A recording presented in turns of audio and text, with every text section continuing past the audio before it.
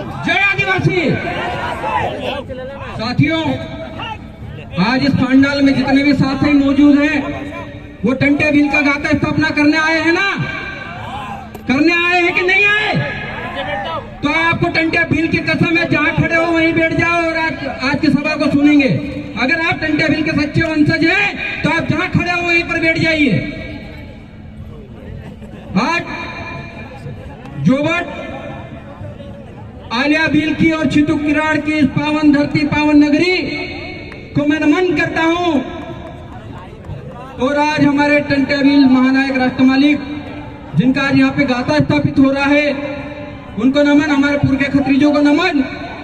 और आज महामालिक टंटे बिल के वंशज यहाँ पर उपस्थित है, उनको भी मैं क्रांतिकारी जोहार करता हूँ। साथ ही साथ इस धरती के, इस देश के मूल मालिक आप सभी आदिवासी भाइयों बहनों को मेरा क्रांतिकारी जोहार, जिंदाबाद, जय जोहार।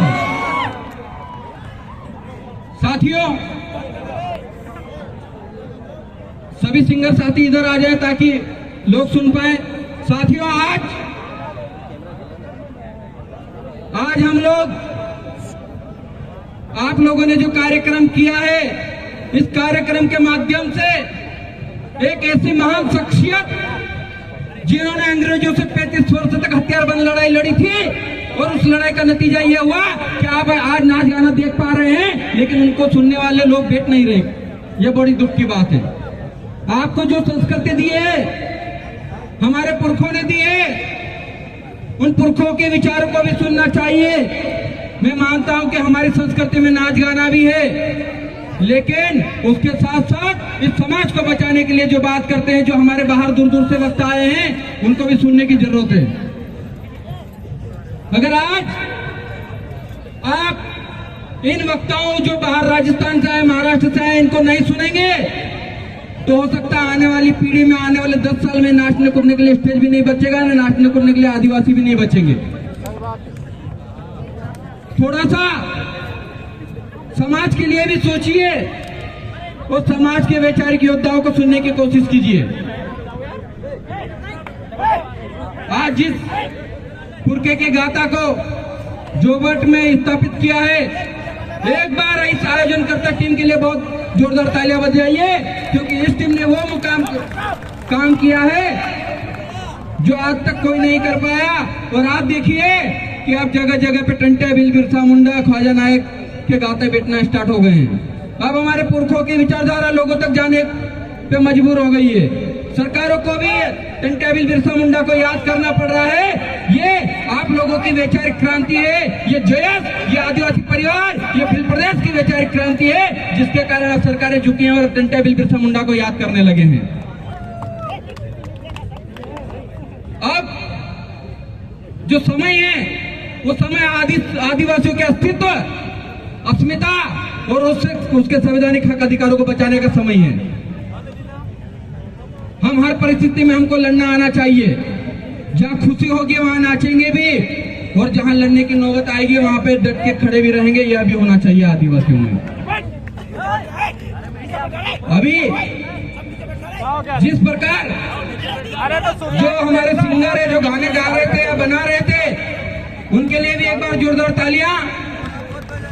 और जो सिंगर यहाँ पर मौजूद है और जो गायक कलाकार यहाँ नहीं आए, उनसे एक निवेदन भी है कि आप अच्छे अच्छे गाने बनाइए, स्वागत है, लेकिन समाज को बदनाम करने के गाने कभी मत बनाइएगा, नहीं तो समाज फिर आपको छोड़ेगा नहीं।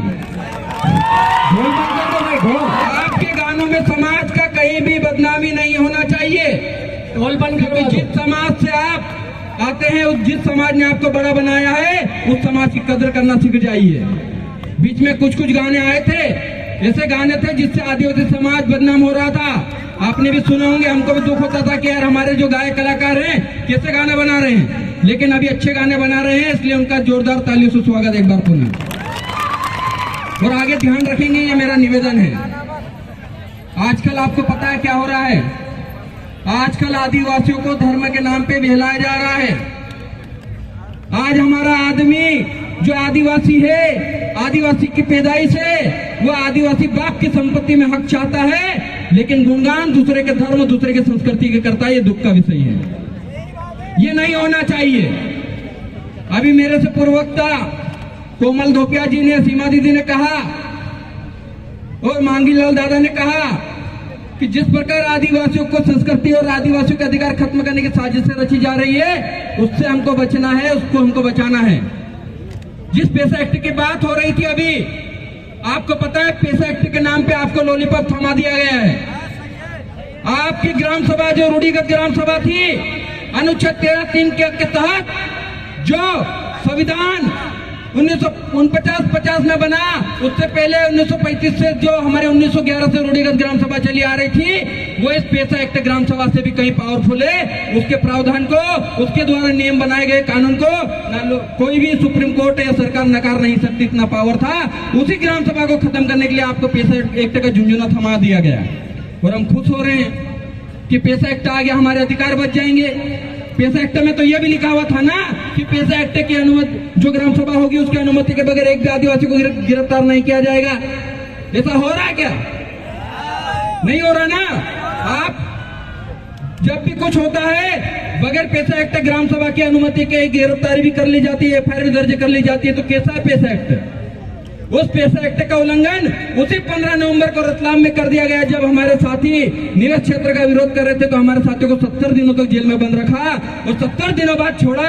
लेकिन सरकारें उनको भी ज्यादा दिन तक कैद नहीं कर पाई। इसलिए उन सरकार से कह देना चाहता हूं कि हमको जंजीरों में कैद करने की कोशिश ना करो, हमको जंजीरों में कैद करने की कोशिश ना करो। हम बिरसा टंटिया के औलाद है, जिसका भी शिकार करते हैं उसका जिस्म तो क्या रूह भी दम तोड़ देती है। हम कोई आलतू फालतू लोग नहीं है।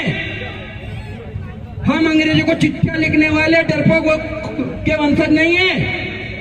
हम अंग्रेजों को चिट्ठियां लिखने वाले डरपोकों के वंशज नहीं है। हम इस देश के जो लड़ाकू वंशज टंटिया भील के वंशज हैं और उस वंशजों को कोई खत्म नहीं कर सकता। और यही कहना चाह रहा था कि जब